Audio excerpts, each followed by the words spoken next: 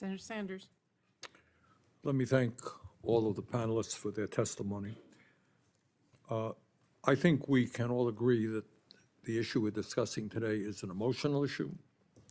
It is a difficult issue, and sincere people have different points of view on the issue.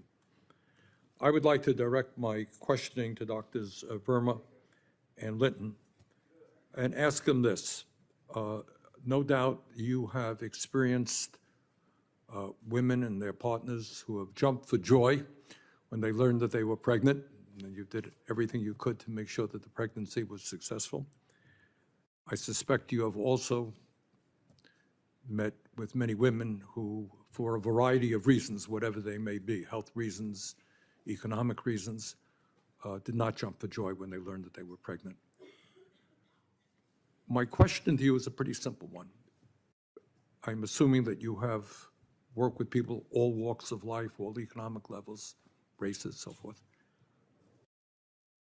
Who do you think is best prepared to make the decision about the future of that pregnancy? Is it people in a legislature, generally speaking, often dominated by men?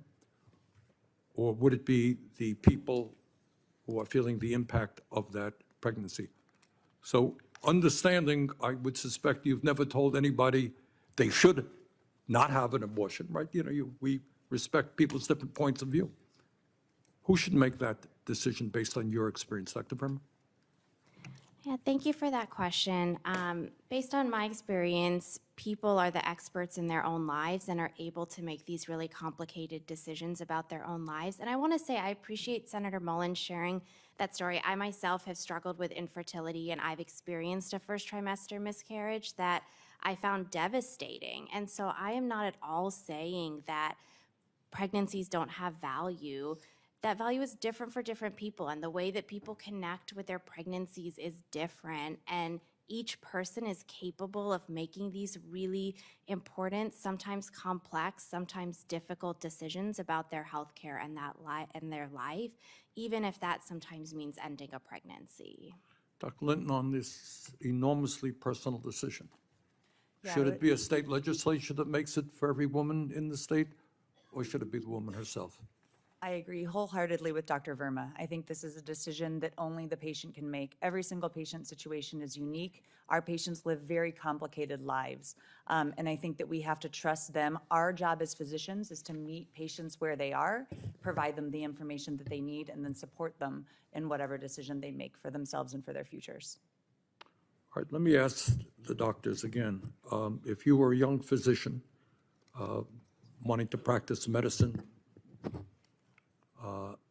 would you gravitate to a state which has a harsh anti-abortion law?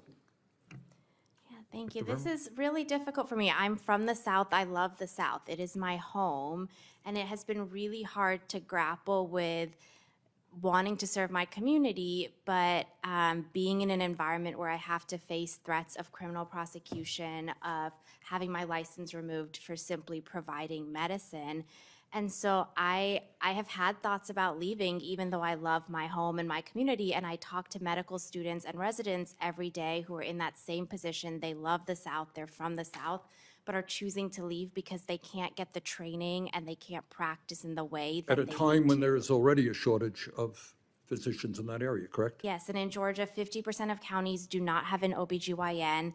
And as doctors leave, that doesn't just affect access to abortion care. It affects access to all types of care, to prenatal care, to miscarriage management. I often already at the hospital I work at see patients coming to labor and delivery who have received no prenatal care because they haven't had access to that care. That's just going to get worse and worse and make pregnancy riskier and more dangerous. Dr. Linton, your experience regarding that? Yeah, I would agree. I think that the concerns that I hear from trainees are sort of twofold. The first is similar to what Dr. Verma was speaking about, wanting to make sure they receive that comprehensive training. They want to be able to go into practice and feel prepared that they can provide whatever care is necessary to serve their patients. But I think it's also important to remember most of our trainees are of reproductive age, and they also need to think about what would happen if they experienced an unintended pregnancy or an unexpected health outcome. So yeah, I have heard from many of my trainees' concerns about staying in state, or certainly about thinking about these restrictions when deciding where they aim to practice in the future. Thanks. Thank you.